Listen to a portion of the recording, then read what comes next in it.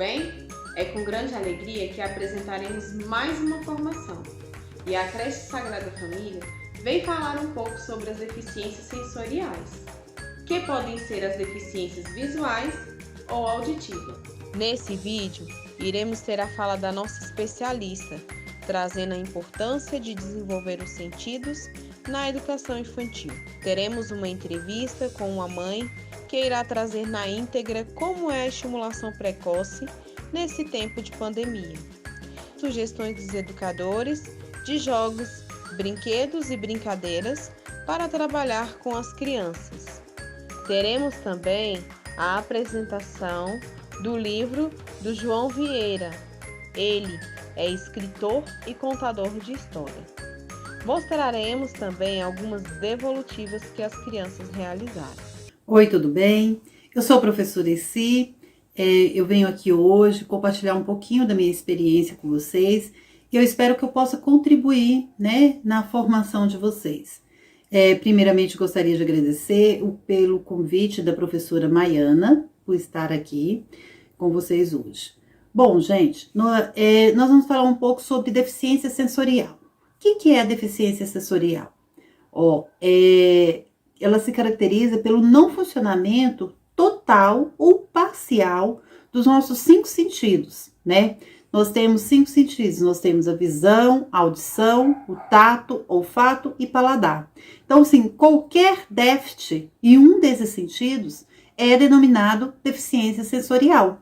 Porém, o que a gente vem destacar aqui é a deficiência auditiva e a deficiência visual, que são as deficiências que provavelmente traz maiores prejuízos para a pessoa, tanto no convívio da sociedade, quanto também no seu desenvolvimento cognitivo, E aí, eu sei que o público que vocês atendem é a educação infantil, Então, nós vamos estar aqui, eu vou estar falando um pouquinho sobre a deficiência auditiva e a deficiência visual. Já vou enfocando para vocês que a minha experiência profissional é mais no campo da deficiência auditiva, Minha experiência em deficiência visual é muito pouca referente, Se a gente for colocar na balança com a deficiência auditiva. Eu, durante muitos anos, eu fui alfabetizadora de surdos e uma das coisas, e vou estar enfocando aqui para vocês algumas coisas que eu aprendi no decorrer, dessa minha trajetória, tá? E para iniciar, eu vou iniciar justamente na deficiência auditiva, tá? Eu gostaria de iniciar falando da importância da comunicação, A comunicação é tudo na nossa vida, Se você não comunica, é muito complicado você formular conhecimento, dar sua opinião. Então, ela é extremamente necessária para o convívio na sociedade e para o seu desenvolvimento pessoal, intelectual, enfim, de tudo, Por quê? Comunicação, o significado de comunicação é ação de participar, Olha como é importante, ação de participar. Então, você se comunica não somente falando, Você se comunica quando você está ali fazendo aquelas trocas de experiências. Daí chegou no ponto que eu quero dizer, Como o público aqui que nós vamos estar, que vocês atendem, é a educação infantil, são crianças, É muito importante a gente fixar o quê? Fixar as estratégias que vocês vão utilizar para estar envolvendo esse estudante, Envolvendo esse estudante e fazendo com que ele se comunique com os outros, principalmente quando se está numa turma de inclusão, No caso do surdo, está numa turma de inclusão.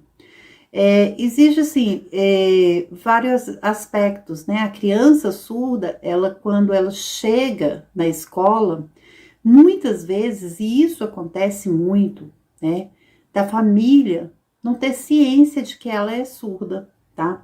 Aí vocês devem assim, mas como não? Hoje, nós temos o teste da orelhinha, que é feito assim que quando a criança nasce. E muitos hospitais fazem o quê? A criança tem alta, vai para casa e depois os pais têm que retornar para fazer o teste da orelhinha, igual o teste do pezinho.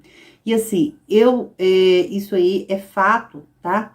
Muitas crianças não retornam para fazer o teste do pezinho, o da orelhinha também. Acontece muitas das crianças não retornarem para fazer o teste da orelhinha. E aí que mora o problema. Às vezes a criança é surda total. E a família não percebe. Não percebe por quê? É uma família desatenta, né? Não. Porque a família, ela não vê defeito no seu filho. Para a família, a criança é perfeita, né? A criança é perfeita. Se eu estou falando isso por experiência mesmo de receber aluno, teve um certo momento na minha carreira que eu era coordenadora de educação de surdos no município. E a gente recebeu uma criança no município, na primeira semana que a criança estava na sala de aula, aos 6 anos, com 6 anos. A professora, essa menina não ouve. A gente chamou os pais para conversar.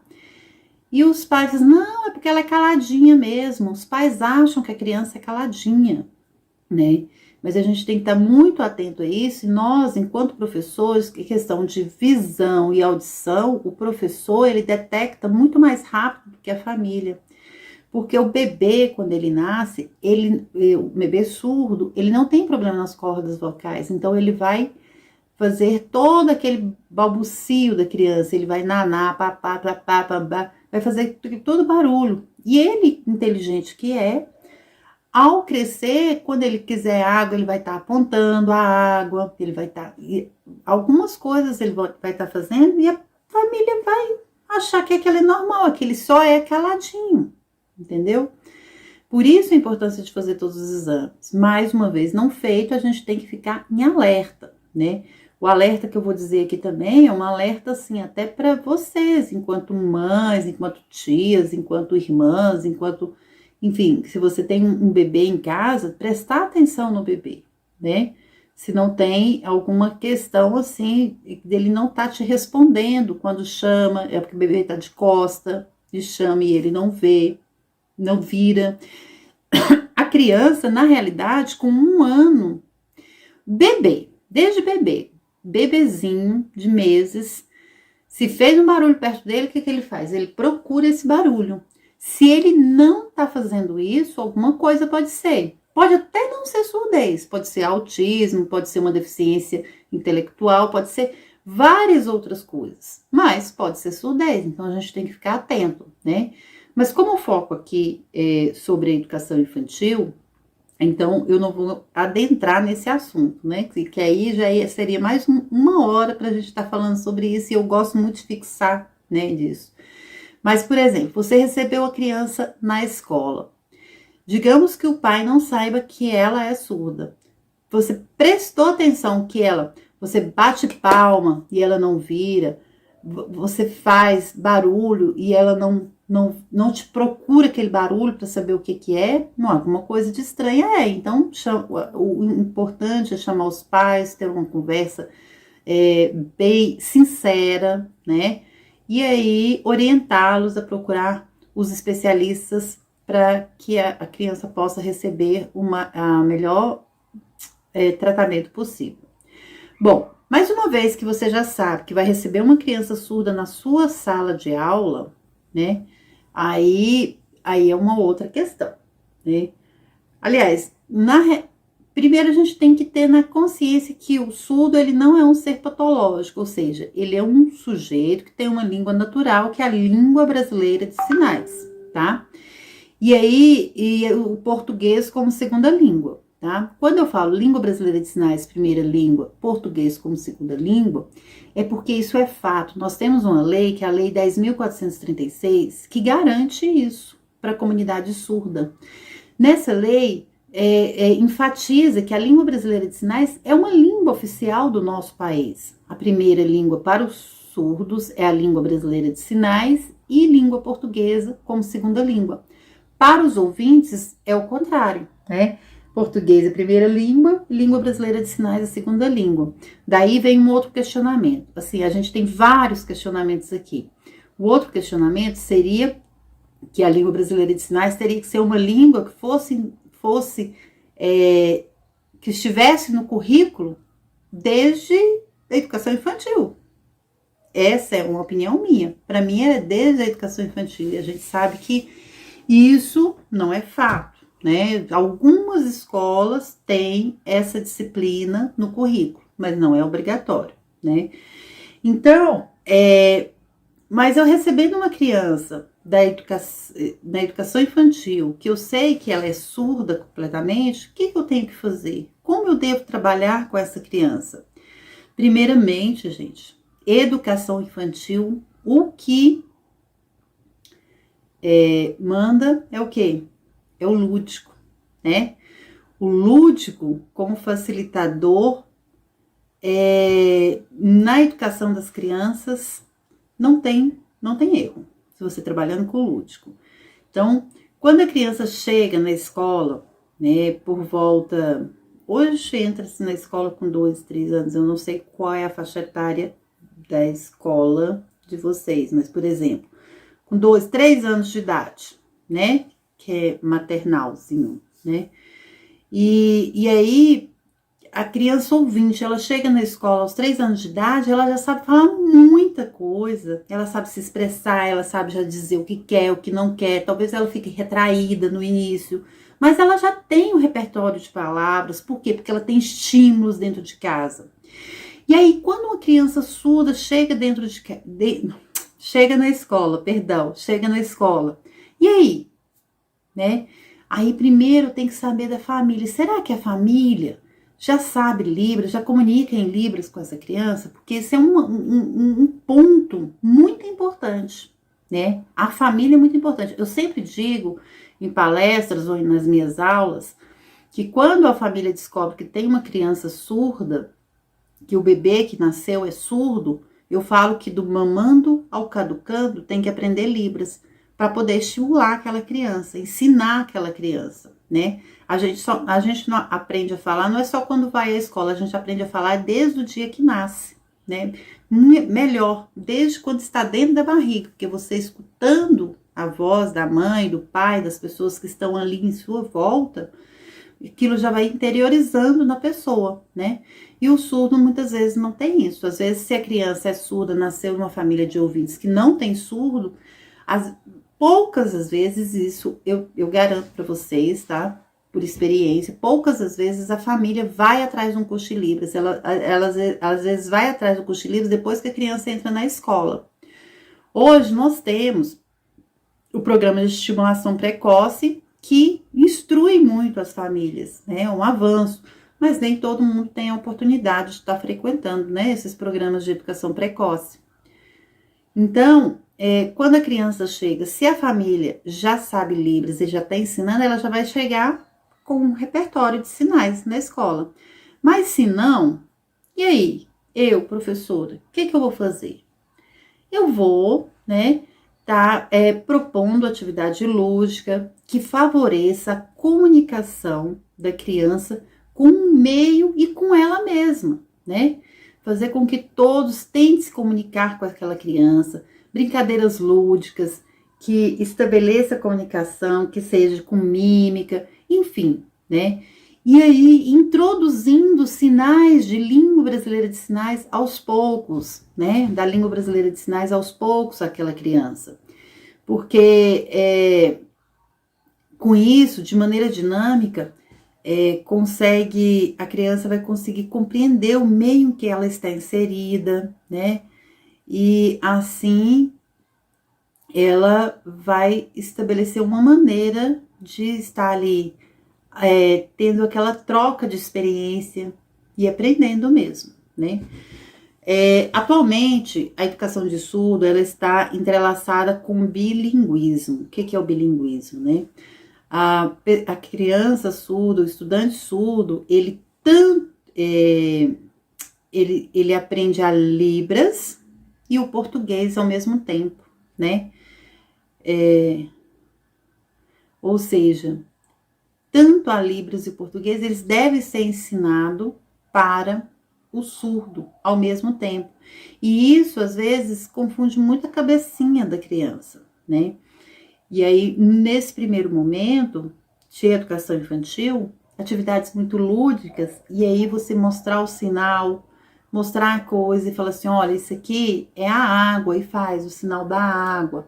Olha, isso aqui é a bola, mostra a bola, brinca com a bola e faz o sinal da bola, né? Vamos brincar, faz o sinal de brincar e chama ela para brincar e faz os coleguinhas fazerem também, porque é muito importante não só o professor e o estudante surdo saber a língua brasileira de sinais, mas os coleguinhas que estão ali em volta para poder comunicar com aquela criança, né?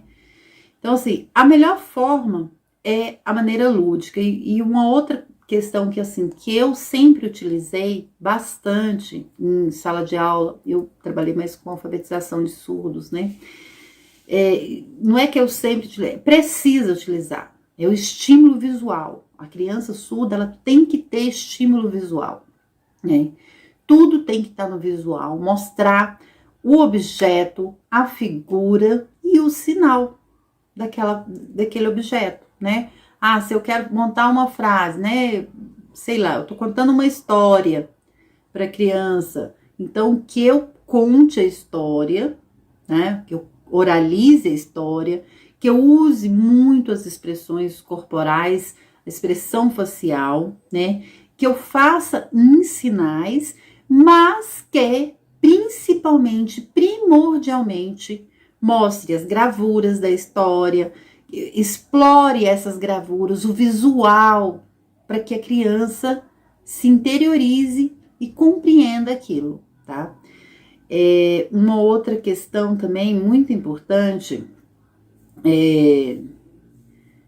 da gente fixar, a criança surda, a língua de sinais, ela vai ser aprendida, né? Que seja pela família, que vai passar pela criança, mas principalmente essa parte formal, ela é introduzida na escola, né?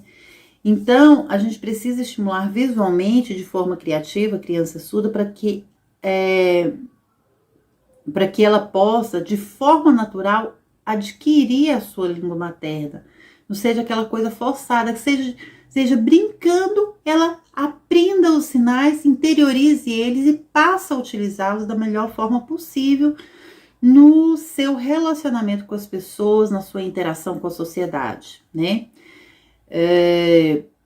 Vygotsky, ele afirma em seus estudos que, havendo a perda de uns sentidos, os demais devem ser estimulados para que o processo de aprendizagem continue a se processar no sujeito. E assim, o desenvolvimento psicocognitivo continue a se processar. Então, assim, ele não tem audição, mas vamos então estimular os outros sentidos que ele tem, né? E aí, sempre, o visual tem que estar muito mostrado mesmo. Se eu estou contando uma história, que eu faça uma maquete, que eu mostre os bichinhos e que eu coloque emoção naquela história, porque a criança, ela vai perceber, né? Ela vai perceber e ela vai interiorizar aquele conhecimento, tá?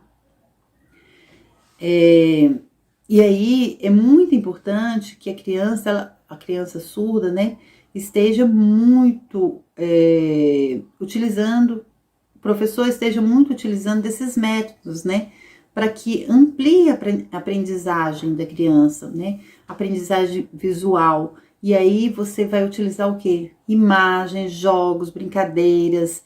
Isso vai trazer muito resultado positivo para a criança surda, que está principalmente na educação infantil. E isso, assim, o que eu tô falando aqui não é só para criança surda, né? A criança ouvinte também, ela aprende muito pelo visual, muito pela emoção do professor que tá ali à frente, que tá ali se dedicando, que planejou uma aula bem organizada. Gente, dar aula para educação infantil, assim, foi uma das melhores experiências que eu tive na vida, né, profissional. Eu tive várias experiências, mas a educação infantil é show de bola, né? Então, a gente precisa muito de estar essa questão mesmo de colocar o lúdico para interiorizar o conhecimento, tanto na criança surda, né, como na criança ouvinte, tá?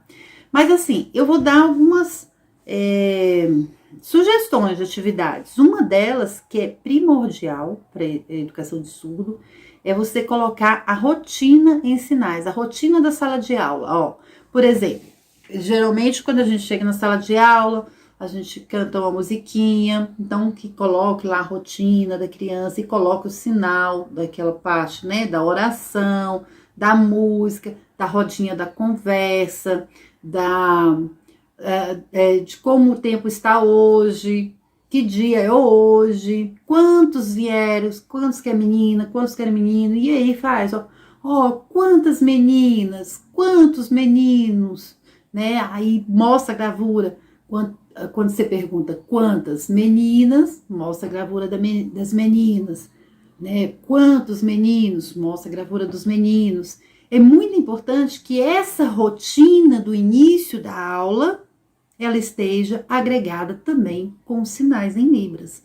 E aí vocês podem perceber que não só a criança surda vai interiorizar e aprender, mas os outros pequeninos ouvintes também vão estar aprendendo a língua brasileira de sinais. Eles aprendem com muita facilidade, muito mais rápido do que o adulto, tá? Brincadeiras e jogos também. Tudo que você for fazer na sua sala de aula, todas as atividades que você for fazer na sala de aula, coloque o sinal dos objetos, coloque o sinal das brincadeiras. Tudo tem que estar com o sinal em libras, porque aquela criança, ela vai rapidinho, ela vai entender que quando ela vê o sinal, por exemplo, ela vê aqui o objeto tesoura, o sinal da tesoura, quando ela olhar para você, ela já vai fazer o sinal da tesoura, né? O lápis, o sinal do lápis, quando ela olhar para você, ela já vai fazer lápis, porque eles são muito espertos, as crianças, né? Então, a realização de atividades de conversação, né, de troca de informação em línguas de sinais, a hora do conto, né? Eu já falei sobre isso. Você pode fazer em línguas de sinais, com gravuras, com maquete, com fantoche, mas tem que ter a língua de sinais agregada aí, porque aí isso vai fazer parte da vidinha daquela criança e ela vai crescer tranquilamente. Muito interessante também vocês proporcionarem passeios conduzidos por adultos surdos. Ah, mas na escola não tem nenhum adulto surdo. Vá a algum local, procure alguma pessoa que conheça um surdo. Com certeza, eles amam ajudar, amam, né? Mostrar a sua língua, tudo. E aí a criança vendo um adulto surdo utilizando a língua de sinais, nossa, é muito inspirador para ela, entendeu? Para ela vai ser muito bom isso, né? Então, atividades diversas com a comunidade surda local. Então, é importante também, se você tem uma criança surda na escola, fazer contato com o pessoal, né, com a comunidade surda local, e de vez em quando convidá-lo para ir lá, contar uma historinha, senta na rodinha da conversa. Isso faz uma diferença enorme, né? Ou seja, seriam umas mini palestras ou uma rodinha da conversa mesmo, né? E isso já vai fazer muita diferença para a aquisição do conhecimento do estudante surdo, né, da educação infantil, tá? E aí, uma outra questão, você pode produzir, né, histórias usando o alfabeto manual, usando os números, configuração das mãos específicas. Então, tem várias coisas que você pode estar organizando, dinâmicas que use a língua brasileira de sinais, né, que para estar envolvendo essa criança. Eu acho que deu para compreender, né, que você tem que montar um contexto, mesmo que, não, minha turma é de 20 alunos, eu tenho só um surdo, e mesmo assim eu tenho que colocar tudo em libras. Bom, professora, eu vou dizer que sim, né? Se você assumir uma turma onde tem 20 alunos, 19 são ouvintes e um é surdo, você não vai deixar aquele surdo lá do canto, né? O surdo, ele faz parte da sua turma, ele tem que se agregar. E não só ele vai ganhar com esse contexto social, mas as outras crianças também vão ganhar. Além dele estar aprendendo a língua brasileira de sinais, as outras crianças também vão estar aprendendo junto. Então, sim. Precisa adequar a turma inteirinha, todo o material pedagógico que você vai utilizar com a língua brasileira de sinais para beneficiar o seu estudante, porque ele é o foco da questão, tá? Quando eu falo ele, não é somente ele, são todos, mas ele faz parte do todo, né? Então, essas são apenas algumas possibilidades a serem exploradas, né, na educação infantil. Claro que nós temos diversas outras, né, que podem contribuir para a garantia dos direitos linguísticos do nosso estudante surdo, né. Além dos direitos linguísticos, essas propostas, né, que eu coloquei aqui para vocês, que foram poucas, mas a gente tem várias, né, se o tempo coubesse, talvez a gente ficaria aqui horas e horas falando, bem especificamente da educação de surdos, né, de crianças pequenas, né, mas tais propostas, elas são, por exemplo, de forma que veem a criança surda enquanto um cidadão brasileiro que faz parte de uma comunidade surda e respeitando seus aspectos culturais e a sua identidade de informação. Então, o surdo, ele tem tanto direitos quanto as outras crianças ouvintes, então, por isso, sim, a gente tem que se adequar, né? Para estar oportunizando ele a melhor educação possível, tá? Mas eu tenho uma criança surda e a família não aceita que utilize a língua brasileira de sinais, tá? Por quê? O principal meio de comunicação do surdo é a língua de sinais, mas ele é o principal, ele não é o único, tá? A criança, ela pode ser oralizada, já falei isso anteriormente, só vou fixar aqui um pouco, tá? Se a família, ao descobrir que a criança é surda, resolve que não, eu não quero que ela utilize a língua brasileira de sinais, não gosto, acho feio, isso e aquilo outro, né? Então, a família, ela precisa correr atrás. Correr atrás de quê? De profissional de fonoaudiologia, uma equipe multidisciplinar para estar educando essa criança. Hoje, aqui no Distrito Federal, nós temos o CEAL, que fica lá na Asa Sul, que atende as crianças surdas que a família opta a oralizá-lo, né? Ou a colocar um aparelho, um implante coclear, por exemplo, né? Mesmo colocando um implante coclear, ela vai ter que fazer essas sessões para aprender a ouvir, né? Então, eu espero que, assim, se vocês, depois a gente tiver um outro momento para a gente falar somente da língua brasileira de sinais, sim, eu amo falar da língua brasileira de sinais, e aí a gente pode estar marcando, né, mais para frente.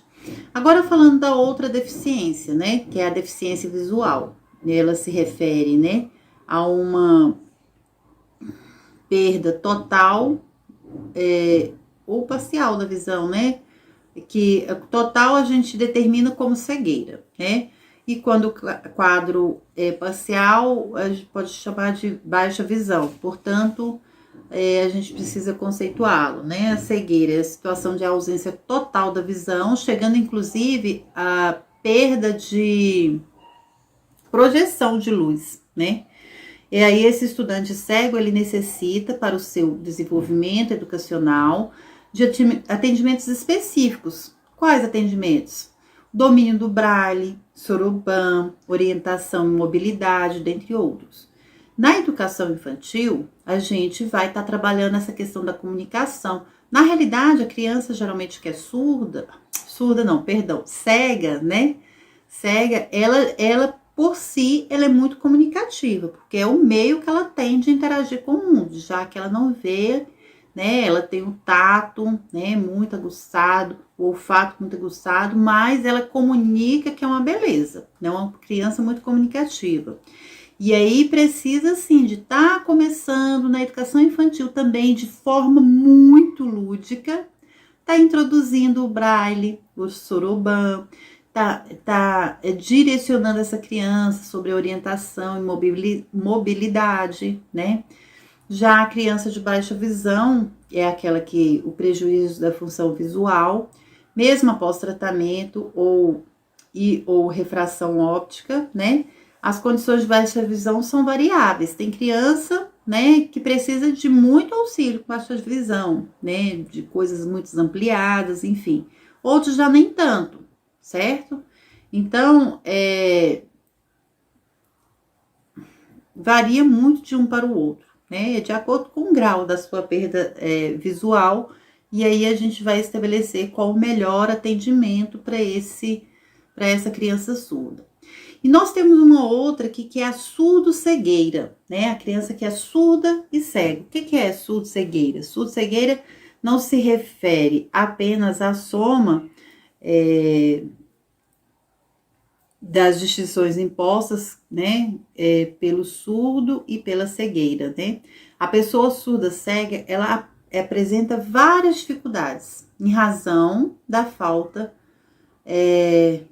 desses dois sentidos, né? Fica muito mais complicado para ela estabelecer, né, construir o conhecimento e a utilização de tudo que está ao seu redor, né? Fica muito mais complicado. Então, a criança surdo-cega, ela precisa já de um atendimento muito mais direcionado a ele. Eu já tive a oportunidade de conhecer um surdo-cego extremamente inteligente, que inclusive até escrever em letra cursiva ele aprendeu. Mas assim, um trabalho muito peculiar, bem detalhado, né? Que não é tarefa fácil, né? Diante de tanta diversidade, né? Traçar um perfil específico da pessoa surda-cega não é tarefa fácil, tão pouco adequada. Então, dessa forma, o estudante surdo-cego, devido às necessidades individuais bastante particulares de cada um deles, ele necessita de um acompanhamento e indicação de atendimento bem específico, né?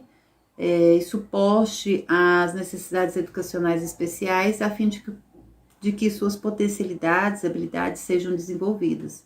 Então, assim, geralmente, com um aluno surdo-cego, a gente prioriza o toque, né? Visando minimizar, né, as limitações visuais e auditivas nas suas interações com o outro.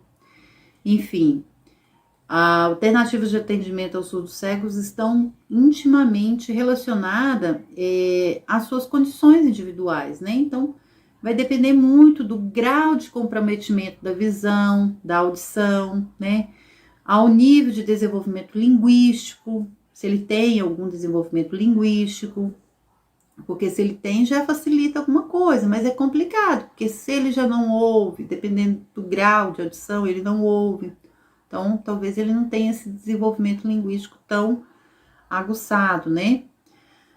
Outra coisa que também estabelece, que faz parte para você, né, montar um plano de ação sobre o surdo-cego, a época em que ocorreu, né, tanto a perda auditiva ou a perda visual, né, e outras vezes, além da perda auditiva e a perda visual, ele pode ter outros comprometimentos associados, né, um deles que é muito visível é o comprometimento motor, uma vez que eles têm problema na mobilidade por causa da cegueira, então eles têm uma dificuldade de andar, né, essa coordenação motora não é tão boa, né?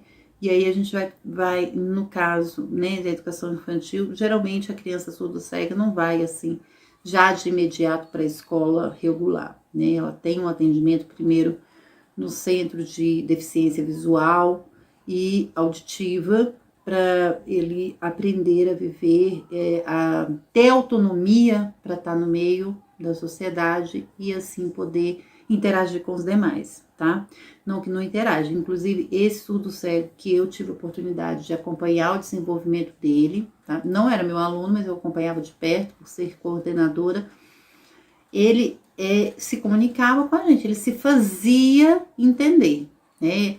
A gente usa a Libras tátil, né? Que você utiliza a Libras aqui, ó, fazendo as letras né, si. Então, assim, é um trabalho muito minucioso, porém, bastante gratificante também.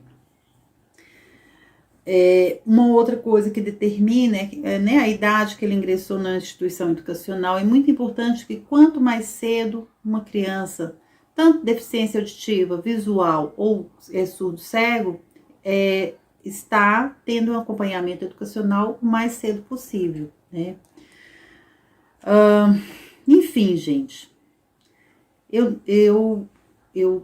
preparei, né, essa fala aqui para vocês. Eu sei que foi rápida, talvez deixou a desejar em muitos pontos, né? Mas eu espero imensamente que tenha contribuído, pelo menos para aguçar um pouquinho da curiosidade, né? De vocês irem atrás mais, tanto da deficiência auditiva, da educação ao surdo, né? Educação de surdo, da educação à criança cega, de baixa visão ou surdo cego, tá? Porque temos muito a aprender ainda nesse mundo, nesse universo muito grande, né? E eu agradeço, né, a atenção de todos e estou à disposição, caso precise ou queira se aprofundar, né, um pouquinho mais sobre o assunto. Já, novamente, assim, gostaria muito de estar falando sobre a língua brasileira de sinais e tal, mas, assim, num outro momento, né, que vocês acharem oportuno, podem me chamar que eu venho. Eu gosto muito, né, de estar demonstrando um pouquinho sobre a língua brasileira de sinais e aguçando a vontade de querer aprender, né, de querer aprender mais, tá? Sendo assim, eu agradeço mais uma vez pelo convite e espero ter contribuído um pouco para o conhecimento, né, de vocês referente, né, às deficiências sensoriais.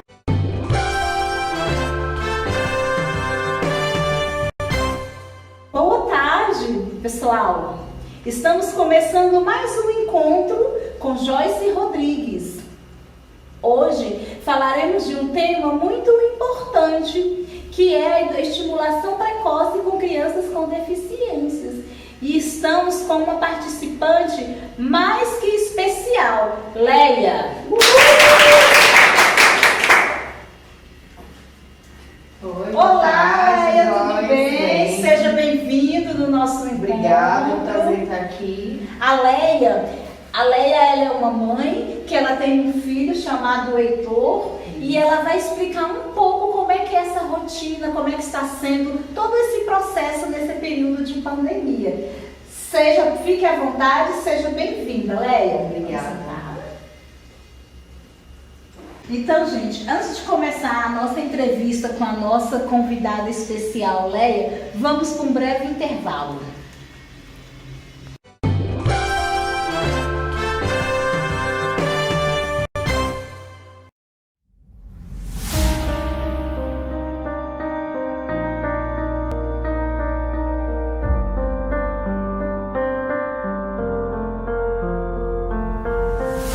Já pensou se você tivesse que fechar os olhos?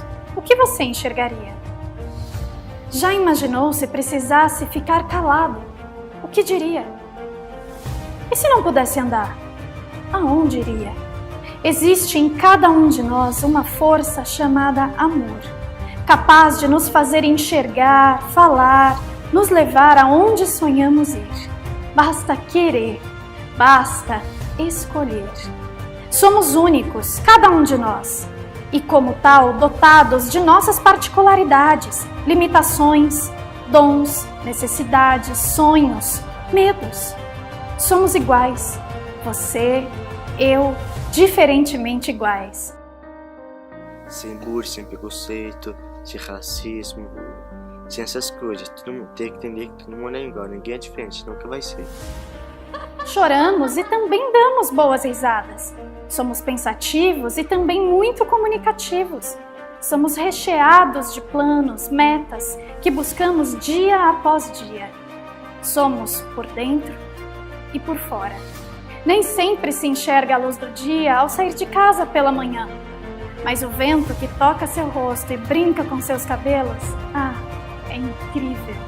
Existe sempre um modo melhor de enxergar a vida. Se você ainda não enxergou, é porque não fechou os olhos. Experimente.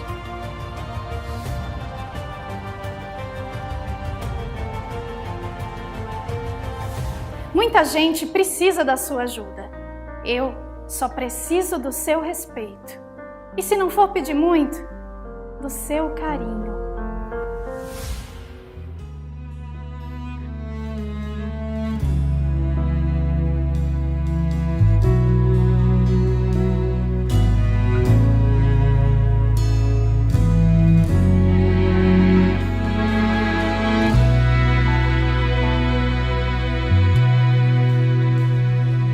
Don't think that a drop of tea makes the world stop spinning around.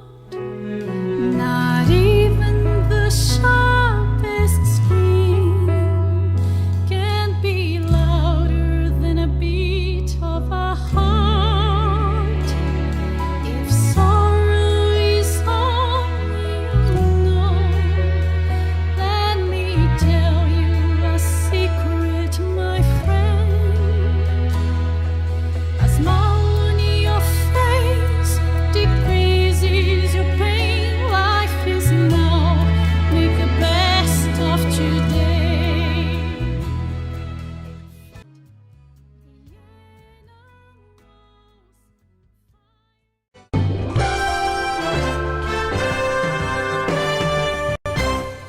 Lélia, fala um pouco para nós quais são os recursos que você está estimulando o seu filho a fazer essa estimulação em casa. Quais são os recursos? Então, as professoras mandam a aula pra gente, né? E a gente produz em casa. Por exemplo, tem os chocalhos, né? Que a gente pode colocar uns grãozinhos de arroz ou de feijão dentro da garrafinha PET e ele vai acompanhando. Então, liga mais ou menos o sistema visual com o auditivo. Vai fazendo barulhinho, ele vai acompanhando. Faz o barulho do chocalho, leva no centro, aí depois que ele foca, o chocalho você leva para a direita, depois leva para a esquerda, né? E assim também, por exemplo, copos coloridos, a gente usa muito a lanterna. Pega a lanterna e coloca nos copos coloridos ou brinquedos coloridinhos, né? Uma bola verde, uma bola vermelha e deixa a distância de 30 centímetros e vai colocando e acompanhando. A criança vai acompanhando, né? Com a visão e a gente vai colocando para a direita, para a esquerda para ele aprender o foco, né? E a gente também tem os livrinhos, né? Os livrinhos em 3D e eu conto histórias para o Heitor e ao mesmo tempo a gente vai fazendo, por exemplo, o som dos animais, né? Aqui a gente vai falando da selva e aqui a gente vai contando a historinha e aqui a gente vai fazendo o som do cachorro, o som das aves, né? O som da vaca, né? Então, do sapo. Então, é um tipo de estimulação, além de que também tem de textura, né? Os livrinhos de textura que nós vamos colocando o dedinho deles, contando a história e vai acompanhando, né? Então é muito interessante essas estimulações, eles gostam muito. Outra coisa também que é muito bom é a gente fazer estimulação com músicas, né? Porque elas gostam muito de música, então para elas aprenderem também a parte sensorial em relação a saber que os membros dela, né? A criança muito novinha, eles ensinam muito em relação aos membros, o pé, cabeça, os dedinhos, polegares. Então é esse tipo de estimulação que é feito. Além do que também, eles orientam para a gente colocar batom vermelho, blusa vermelha, um chapéu que faça um barulho, até a própria máscara, né? Que nós estamos utilizando em tempo de pandemia, uma colorida, uma preta com bolinhas brancas ou branco com bolinha preta, já chama bastante a atenção da criança. Avental também. Os aventais com listras, por exemplo, um avental preto com listra branco, tá? Eles fazem parte da estimulação visual. Eu coloquei nos pandeiros do Heitor, eu comprei 2 pandeiros e coloquei esse de listras, né? Para poder pegar e balançar o pandeiro e ele olhar para o pandeiro e ver as listras, né? E eu também coloquei um outro que é como se fosse o símbolo do infinito. né, que ajuda também ajuda em relação à visão. E outra coisa interessante também é associar os brinquedos, aqueles brinquedos que tem as luzezinhas, né? Eles são muito interessantes para a gente pegar, centralizar e levando para a direita e esquerda e colocar também em uma sala escura, jogando as luzes verdes, luz azul, luz amarelinha, né? São tipos de estimulação. Parabéns, vocês estão observando que até o batom dela e a blusa são vermelhos, né? Já é estimulação. E para a gente ver a importância, né, gente, do trabalho, da parceria, da família. Nesse período, tudo vai parar? Não é como o período presencial, mas a gente tem que fazer a nossa parte, né? Parabéns, Leia, fico feliz. E diante de toda essa caminhada sua, nesse exato momento, quais são os desafios que vocês encontram hoje? Então, eu acho que o maior desafio é a gente tentar desenvolver o máximo, porque a gente não tem aquele nível técnico que o pedagogo tem, né?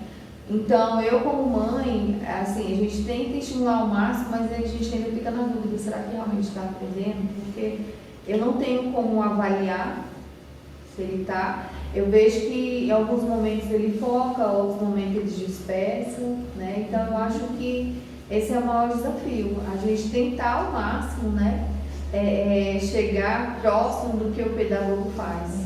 Você colocou, você não é uma pedagoga, você não é uma especialista, mas do que você faz? Qual é a importância, o que você acha do que você está fazendo?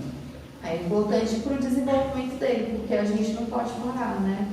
Embora a pandemia tenha, mas é um período assim que a criança está em pleno desenvolvimento. Então, parar agora é um retrocesso, porque vai acarretar futuramente para ele, né, aquele atraso, né, atraso na visão dele. Nossa, gente, muito obrigada. Foi muito bom essa entrevista com Leia. A gente agradece, viu, Leia? Parabéns, fiquei super feliz pelo seu desempenho, pela família, pelo comprometimento. Parabéns, viu? Obrigada. Agora, antes de encerrar o nosso programa, nós vamos lá para a creche Sagrada Família, onde o nosso repórter Railson Magno vai mostrar para nós alguns tipos de acessibilidade nas escolas, destacando as nossas creches. Oi, Joyce, estamos ao vivo aqui na creche Sagrada Família para a gente ver algumas adaptações com crianças com deficiências. Vamos lá? Vamos estar passando para vocês algumas adaptações que são feitas aqui na creche para crianças com deficiências. Vamos lá? Aqui, ó, a gente se encontra a nossa rampa, tá? De acesso para o primeiro andar. Vem comigo! E aqui na creche a gente conta com a nossa rampa adaptada, com o corrimão adaptado para as crianças com algum tipo de dificuldade ou deficiência física, tá bom? O piso é antiderrapante para que não escorreguem e acaba ocasionando um acidente mais grave. Vem aqui com a gente. Gente, para o maior acesso das pessoas com deficiência física, a gente possui um elevador em uma de nossas obras. Vamos conhecer? E é assim, pessoal, que funciona uma escola com adaptações para crianças com deficiência. E é com vocês, Joyce Rodrigues. Voltando aos nossos estúdios, como vocês viram, que maravilha a creche com acessibilidade. Isso é a importância, olha a importância que é a escola, a instituição ter acessibilidade para as crianças. Parabéns, viu? Ficamos por aqui com mais um encontro com Joyce Rodrigues e que todos tenham uma boa coordenação. Obrigada e até a próxima.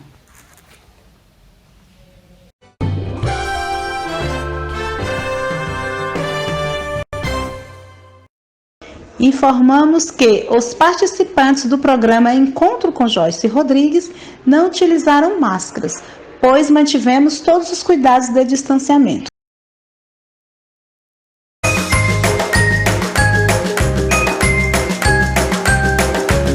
Ele fala da fase de 0 a 2 anos, que é a fase sensório-motor, a fase das sensações, do movimento, onde o cérebro ele está se preparando para se desenvolver, para receber as informações sensorial, interagir, desenvolver em forma de movimento.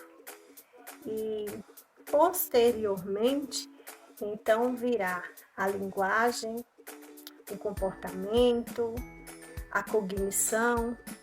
E nós temos o vestibular, que está ligado ao equilíbrio e o movimento da cabeça. Temos também a propriação, que está relacionada ao movimento corporal, e a introcepção, que está relacionada aos órgãos viscerais. Então, o cérebro ele recebe esses estímulos sensorial e desenvolve em formas de comportamento e aprendizagem, né? Então, os nossos sentidos sensoriais é a porta de entrada para as informações de estímulos, por exemplo, forte, fraco. Eu te toquei com o dedo ou com uma pena? Quem te tocou? Então, é a qualidade da precisão e das informações, né? E nesse vídeo nós vamos ver na prática as nossas crianças brincando, interagindo, sentindo e sendo estimuladas. Tentar entender as limitações da ausência de visão e analisar as condições de vida e familiar em outros grupos de referências que possam facilitar o desenvolvimento desse indivíduo. O aluno cego, em sua vida escolar, ele necessita de materiais adaptados que estejam adequados ao conhecimento tático, sinestésico, auditivo, olfativo e gustativo. Em especial, materiais gráficos, táteis e o braille.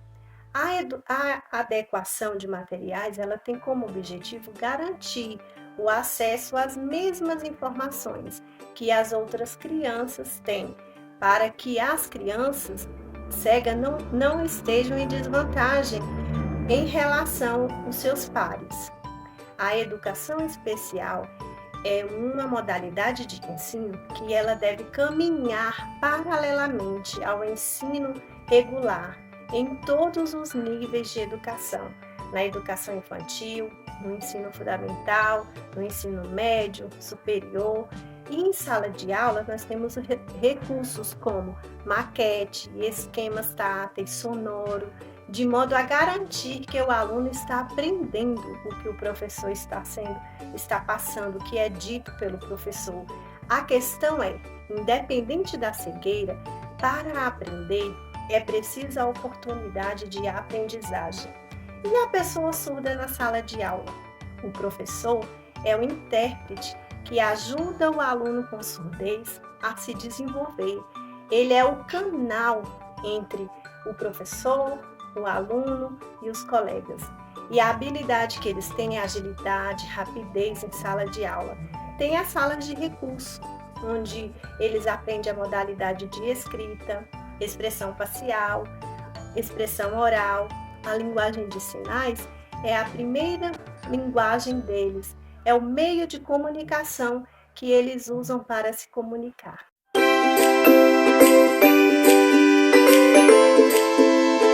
Olá, tudo bem com vocês? Eu sou o tio Raí da Sagrada Família. Hoje eu vim falar para vocês um pouquinho sobre a deficiência sensorial. O que é a deficiência sensorial? A deficiência sensorial se caracteriza pelo não funcionamento total ou parcial de algum dos 5 sentidos.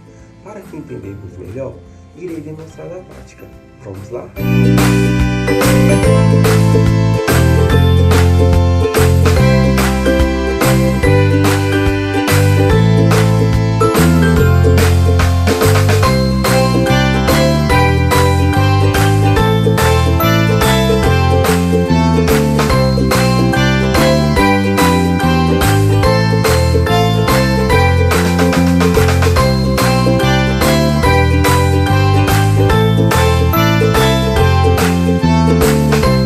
A atividade proposta busca proporcionar ao aluno vivências diferenciadas, onde ele permite se pôr no lugar do deficiente visual, buscando uma conscientização a respeito das dificuldades pelas quais uma pessoa com esse tipo de deficiência passa no seu dia a dia. Olá pessoal, eu sou a Denise, professora da creche Sagrada Família Santa Maria. Hoje eu trouxe umas propostas de brincadeira que podemos estar fazendo tanto em sala de aula como em casa nesse tempo de pandemia. Que tal agora fazer um desenho? Então, gente, eu trouxe uma proposta que pode estar fazendo em casa mesmo também. Quem não tiver um papel, não tiver um giz de cera, um lápis de cor, tem outras alternativas. Por exemplo, eu trouxe a ideia do saquinho que a gente compra o pão, né? Aí podemos estar abrindo para fazer o nosso desenho. E a proposta é fazer um desenho com carvão. Quem aqui já desenhou com carvão? Eu não. Vamos experimentar? Então vamos lá. Usa a criatividade, pode pintar do seu jeitinho que você quiser, tá bom? Você, Ju? Eu fiz uma árvore. Você, Kinga? Eu fiz um coração. Eu amo você. Que lindo! E Lara? Lara fez uma flor. E aí, o que acharam? Gostaram de usar o carvão? O que você achou do carvão, Ju? Parece pedra, acho que a gente está desenhando com pedra. E você? Quando a gente desenha, aí despedaça, aí pega esses pedacinhos e sai como se estivesse escrevendo com giz de cera. E você, Aninha, gostou? Que legal. Então é isso, gente. Tchau! Tchau!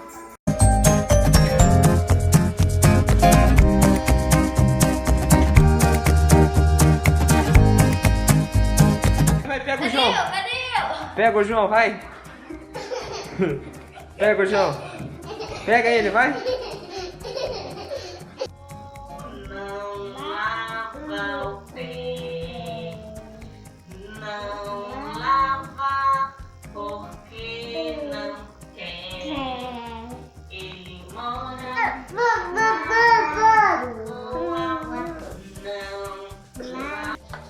Rápido, tá fugindo, mamãe. Vai, você tem que tentar pegar. Ai, eu tô bem pra cá. Pegou. Aê, pegou! Procura a mamãe. Achou o que? A cadeira? E a mamãe tá onde? Achou, mamãe? Olhinho fechado, eu vou colocar na sua boca. Eu vou colocar na boca dele. Não pode olhar, a mamãe vai colocar. Morde. O que é isso? Não, não pode olhar que tem outro.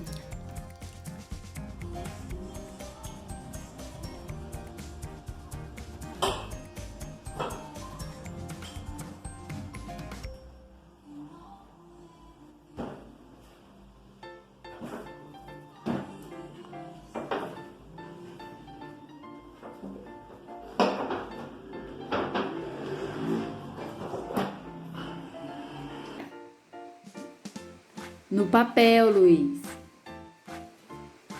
Baixa a mão. Abaixa o dedo. Vai, trisca o dedo. Isso, vai fazendo movimentos.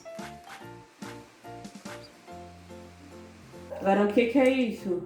O que é isso? Não pode olhar. O que é isso? É o carrinho. É o carrinho? É o pato. O que é isso, senhor? Isso é golfinho. Peraí, não tinha. Peraí, não tinha, tá? O que é isso aqui, ó? Segura aqui. O que é isso? Olha aqui. Segura aqui. O que é isso? Esse é o livro. É o livro? Muito bem. Olá a todos, olá a todas. Eu sou João Vieira. Eu sou autor desse livro, No Lugar do Outro, em que o livro traz uma narrativa reflexiva em relação às pessoas com deficiência. Esse livro é trabalhado nas escolas públicas e particulares aqui do Distrito Federal e do entorno, em que eu apresento e faço um convite às pessoas imaginarem como é passar por essas deficiências. Para quê? Para que a gente possa entender um pouco o que essas pessoas passam, né? Por quê? Para que a gente possa respeitar. Às vezes são pessoas que a gente nem enxerga, a gente passa por aí, segue e não enxergam eles, na verdade, né? Então, eu trago esse objetivo de respeitar as pessoas, para que a gente possa enxergá-los. Bom, e ela pediu para que eu falasse como surgiu essa ideia. Em 2012 para 2013, eu tive a oportunidade de ir para a Suíça e dentro de um trem, quando entrou um cadeirante, e sem eu perceber, e depois eu comecei a observar. O trem baixa, entra o cadeirante, entra o cego, o semáforo sonoro em que eles apertam e o semáforo informa qual o próximo ônibus, qual o destino, para facilitar a vida dessas pessoas, né? Existe um respeito ali presente para que eles possam ter mais essa mobilidade, né? Então, isso realmente mexeu comigo. E quando eu cheguei no Brasil, eu quis trabalhar isso. Foi quando eu escrevi o livro No Lugar do Outro, e hoje eu ministro as oficinas com esse objetivo, para se despertar nas crianças em relação às pessoas com alguma deficiência, né? E o livro fala: fechei meus olhos tentando imaginar como seria andar sem enxergar. Alguns passos eu fui dando um pouco desajeitado, mas a falta da visão me deixou desesperado. E aí eu sigo com a narrativa falando da falta da visão, da audição, do cadeirante, com o intuito de melhorar a vida dessas pessoas. Primeiro, melhorar a gente, né? A gente precisa despertar para o outro. E com esse despertar para o outro, a gente pode proporcionar algo melhor para o outro, né? Mas principalmente essa questão do respeito. Muito obrigado. A deficiência não nos faz diferentes, somos todos iguais.